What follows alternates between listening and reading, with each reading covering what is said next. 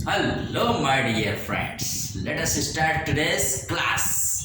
आज की क्लास हम स्टार्ट करते हैं और क्लास सीए की, जीके की भी रहेगी। इसमें कुछ बातें आज के सिंपल क्लासेस पर आज की क्लास, ठीक है। सबसे पहले है ऑक्सफैम इंडिया। देखो ये फेमस एनजीओ है, आपसे वनडे में इतना ही पूछा जाएगा। ऑक्सफैम इंडिया एक फेमस एनजीओ माने होता है गैर सरकारी संगठन, यानी जो सरकारी नहीं है, नॉन गवर्नमेंटल ऑर्गेनाइजेशन। एनजीओ को फुल फॉर्म याद रखिएगा। के खिलाफ सीबीआई जांच की मंजूरी दी गई होम मिनिस्टर द्वारा। क्यों दी गई?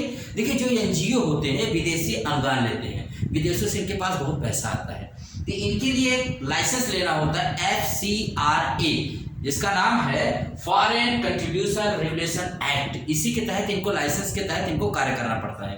तो इसमें 2020 में कुछ संशोधन किया गया कि जैसे इनको एक एसबीआई ही एक मात्र ऐसा बैंक है जिसमें FCRA अकाउंट में भी इनको पैसा लेना है। सारे एनजीओ चाहे जिस तरह के भी हो, ठीक है। दूसरी बात कि ये जिस मद में पैसा ले रहे हैं उसी मद में खर्च करेंगे। ऐसा नहीं कि ले रहे हैं सामाजिक अनुदान, सामाजिक सहायता के नाम पे लेते हैं पैसा, कहीं और खर्च करें। पता लगे देश के खिलाफ भी पैसा खर्च कर सकते हैं, क्योंकि इसके ऊपर ये भी आरोप लगा कि इसने कुछ ऐसे भी संस्थानों से, ऑक्सफैम इंडिया ने ऐसे भी कुछ संस्थाओं से पैसा लिया है जो किसी भी देश की एकता और अखंडता के खिलाफ भी कार्य करते हैं, उसकी विदेश नीति को प्रभावित करते हैं। तो इन तमाम, इसने जो पैसा लिया वो उस मद में ना खर्च, किसी और मद में खर्च किया, तो इन तमाम बातों के खिलाफ, ऑक्सफैम इंडिया के खिलाफ सीबीआई जांच को क्या दिया गया है, आदेश दिया गया है।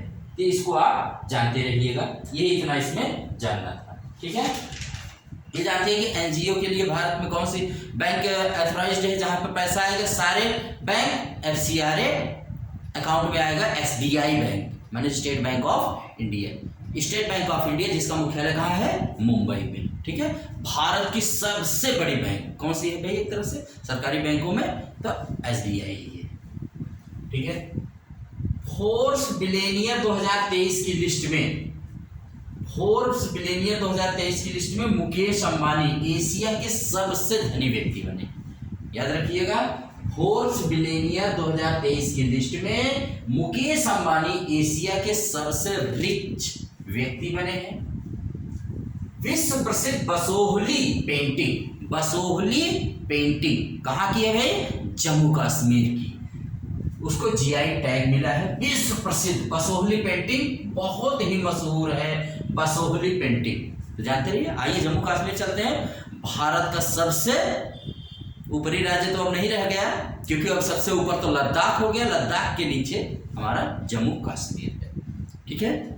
तो जम्मू कश्मीर, वहां पर जम्मू कश्मीर बहुत सारी सुंदर झीलें हैं। जम्मू में ही आपकी वैष्णो माता, रियासी जिले में त्रिकूट पर्वत पर, याद रखिएगा, रियासी जिले के त्रिकूट पर्वत पर माँ वैष्णो देवी का मंदिर है जहां पर लोग जाते आते हैं, ठीक है।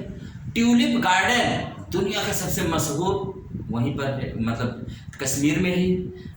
जम्मू कश्मीर को भारत का स्वर्ग भी कहा जाता है, ठीक है। किसी ने कहा था कि अगर जमीन पर कहीं स्वर्ग है तो यही है। तो ये खूबसूरत हमारा, तो यहाँ की ही बसोहली पेंटिंग को, जम्मू कश्मीर की 2 राजधानियां हैं, एक श्रीनगर है और एक जम्मू है, ठीक है। श्रीनगर होती है गर्मी की और जम्मू होती है सर्दी की राजधानी। इसको भी आप ध्यान रखिएगा। NCERT ने रेशनलाइजेशन में मुगल चैप्टर को हटा दिया है। ये 9th-10th में जो चलती थी, 9th-10th 11th-12th में, स्पेशली 11th-12th के हिस्ट्री चैप्टर, तो मुगल चैप्टर को ही नहीं, इसने बहुत सारे चैप्टर्स हिंदी में भी और कई सब्जेक्ट में इसने चेंज किया। रेशनलाइजेशन, ये समय समय पर रेशनलाइजेशन मतलब क्या उपयुक्त है क्या उपयुक्त नहीं है, NCERT इसका अनुमान करके, अब इस पर बहुत बवाल मचा हुआ है भाई कि कुछ लोग कह रहे हैं कि ये माने एक सरकार की, एक खास सरकार की सोच है जिसकी वजह से। तो NCERT के जो निदेशक हैं दिनेश सकलानी जी ने कहा कि देखो ये सब ऐसा कुछ नहीं है, इस किसी सोच की नहीं, बल्कि ये हमने रेशनलाइजेशन के नाम पे हटाया है। तो NCERT की बुक कहाँ कहाँ चलती है तो आप जानिएगा, CBSE और यूपी बोर्ड में। यूपी बोर्ड में 9 से लेकर के 12th तक की पूरी NCERT चलती है। सीबीएसई शुरू से ही एनसीईआरटी पढ़वाता है, तो जहां जहां एनसीईआरटी की किताबें चलेंगी ये मुगल चैप्टर हट गया है। तो ये थोड़ा सा आप जानते रहिएगा, स्पेशली सीबीएसई और यूपी बोर्ड में, और भी जिस बोर्ड में चलती होगी ये जो भी पढ़ता होगा तो वो नहीं पढ़ पाएंगे, इनको आप जानते रहिए। गांधी सियासत और संप्रदाय, गांधी सियासत और संप्रदाय, ये मशहूर पुस्तक आई है पीयूष बाबेले की, पीयूष बाबेले की।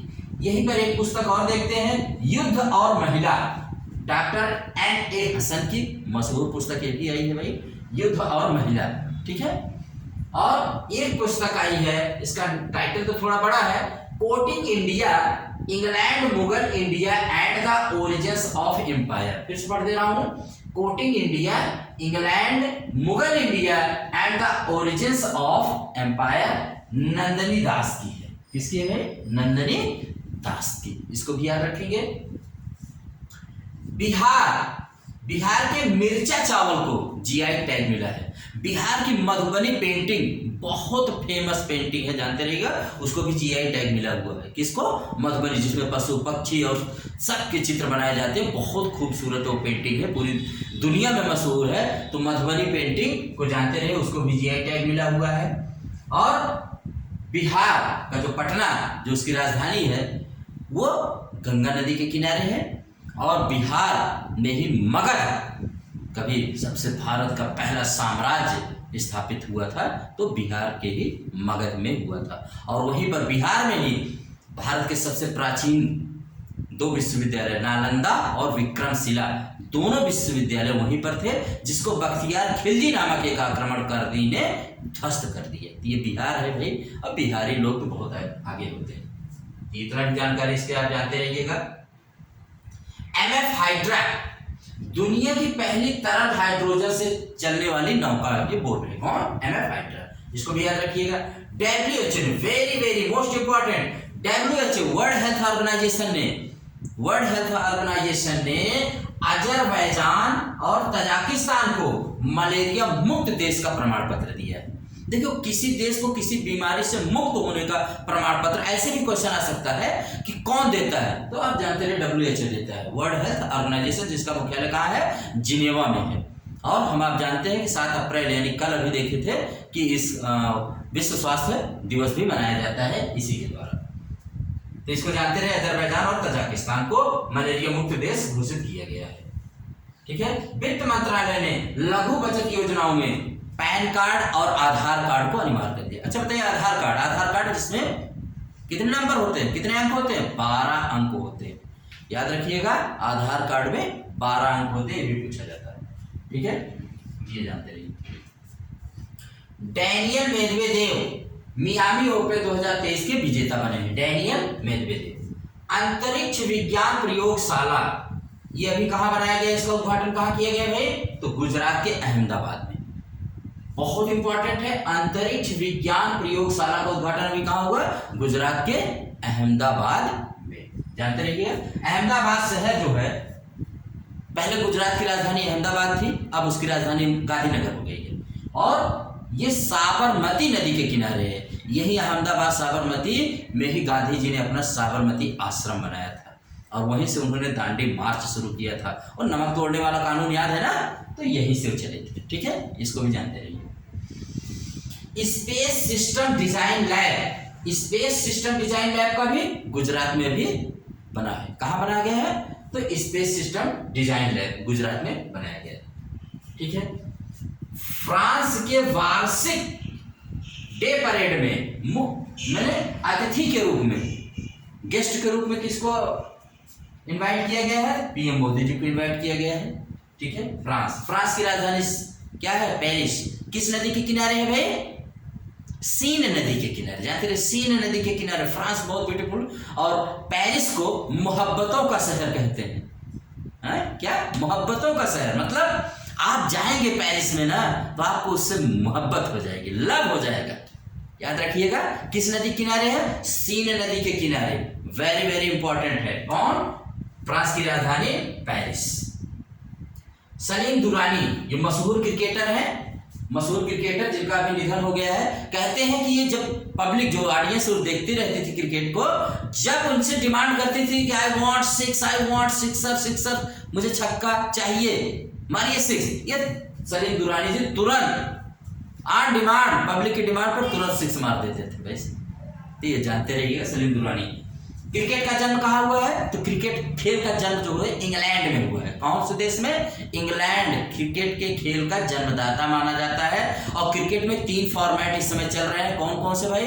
तो वनडे चलता है, टेस्ट मैच चलता है और 2020। ठीक है, ये जानते रहिएगा। अब विश्व स्तर पर इसको कौन गवर्न करती है? ICC, international cricket committee. ठीक है, सलीम दुरानी हो गए। सारा थॉमस, ये मशहूर लेखिका नहीं, जिनका भी निधन हुआ है। गंगा, ये भारत की पहली क्लोन देसी गिर बछिया का नाम है। Very important, Ganga. या ऐसे भी पूछेगा भारत की पहली क्लोन देसी गिर बछिया का नाम क्या रखा गया? तो गंगा। वो गंगा नदी नहीं, इसका गंगा नाम गाय का रखा गया, बछिया है। अरविंद चित्रनबरम, अरविंद चित्रनबरम, ये कौन है भाई? ये दिल्ली इंटरनेशनल ओपन शतरंज के विजेता बने हैं। शतरंज जिसको इंग्लिश में चेस कहते हैं, जिसमें 64 खाने होते हैं, 64, और बताते हैं सबसे दिमागी खेल शतरंज होता है, जानते रहिएगा। भारत में बताते हैं कि इसकी खोज रावण और मंदोदरी के खेल से हुई। रावण जब खाली होता था तो मंदोदरी के साथ कौन सा खेल खेलता था? शतरंज खेलता था। कितना दिमाग था भाई रावण के, दिमाग क्या, उसके सिरे 10, तो दिमाग भी बहुत तेज था। तो ये दिल्ली इंटरनेशनल ओपन शतरंज के विजेता बने कौन? अरविंद चित्रनबरम। इनको याद रखिएगा। इसी खेल में जब कोई एक ग्रैंड मास्टर भी बनते हैं इसी खेल में। कौन में? इसमें शतरंज में। इसको भी आप जानिए। हमारे यहाँ मशहूर प्लेयर हैं विश्वनाथन आनंद, जो तमिलनाडु के हैं, इनको जानते रहिएगा, मशहूर प्लेयर हैं चेस। एमपी ने घोषणा की है कि हमारे यहाँ जिसको भी परमवीर और अशोक चक्र मिलेगा उसको राशि में 1 करोड़ रुपया दिया जाएगा। एमपी सरकार ने घोषणा की है, जिसको आप जानते रहिएगा। पूछ सकता है कभी किस प्रदेश की गवर्नमेंट ने अशोक चक्र और परमवीर चक्र पाने की राशि 1 करोड़ रुपए की है, ये कितना किया है, ऐसे भी पूछ सकता है। तो जानते रहिएगा मध्य प्रदेश। मध्य प्रदेश तो जानते हैं भारत के दिल है, मध्य में एकदम स्थित है भारत का। और दूसरा सबसे बड़ा राज्य है एरिया में, क्षेत्रफल में सबसे बड़ा राजस्थान है, दूसरा मध्य प्रदेश है। और मध्य प्रदेश की राजधानी भोपाल है, जो 7 पहाड़ियों पर स्थित है। इसको आप जानते रहिएगा। मध्य प्रदेश से कर्क रेखा भी गुजरती है। कर्क रेखा भारत के कितने राज्यों से गुजरती है? तो 8 राज्यों से, याद रख लीजिएगा, 8 राज्यों से गुजरती है।